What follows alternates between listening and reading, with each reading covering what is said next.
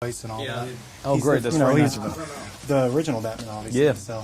Well, Adam West was the original. Well, that's true. And Mike, Well, you're rolling? On the big screen, that Yeah. is. Yeah, Adam West is the original. Yeah, in a lot of people's mind from. But that, I mean, let's take a look from the small screen to this one. I mean, there's a transformation here. It's extreme. You know, I think that you got to make a decision when you're playing Batman. Bob Kane intended him, when he created him back in 1939, to be a dark character. Adam West in the TV series chose to spoof that, you know? And there's a great deal of comedy to be had in a man who decides to dress up as a bat and run around fighting crime. They did that perfectly with the TV series. What we're choosing to do here is to take the other extreme, is to say, we're going to take this seriously. We're going to really look at why does a man seriously dress up like a bat to fight crime. Let's answer those questions. Let's answer why Gotham appears the way that it does. Why do you have these strange and bizarre villains? To look at it from a much more human point of view, because he is, after all, the only superhero who has no superpowers. He is purely human.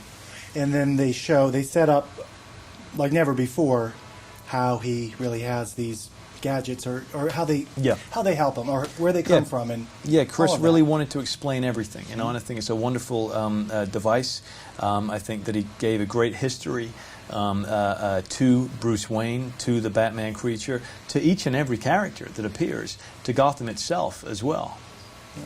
Now, when the casting was taking place, I don't know if you remember what a big deal it was. It was in the trades.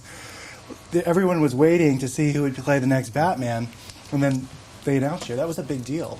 I mean, were you? I don't know how you were. I mean, were you approached and thought, well, maybe I don't care? You know what? I pursued it more than them approaching me, because I had not been a Batman fan. I was not a comic book reader as a kid. The TV series I had seen, you know, it's fine. It is what it is. The movies I'd enjoyed, but I hadn't really been affected by them. Then I read a graphic novel in the year 2000 about Batman, kind of begrudgingly. I didn't think I would enjoy it.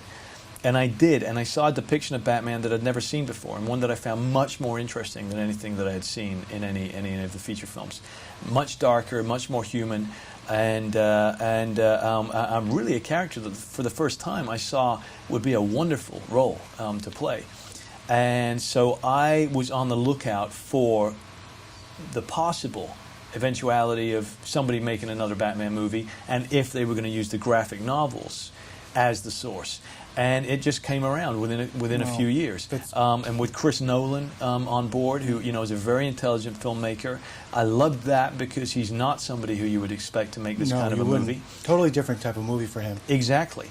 And so by the time I actually got cast, I wasn't reading the trades and everything, but I had really kind of become obsessed with it. I had a very strong idea about the way that I wanted to portray Batman, and so to be honest, it was.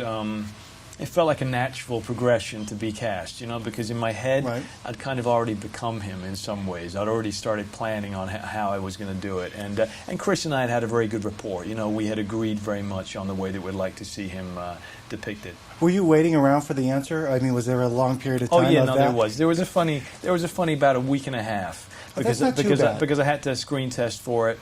And it was about a week and a half of them sitting back, and you know, we sitting there waiting, you know, and then finally, you know, the call came through, and the way that I found out actually was because I had bought a piñata when I was coming back through Mexico of Batman, and I said, well, if I ever get the role, then I'll beat the crap out of this piñata.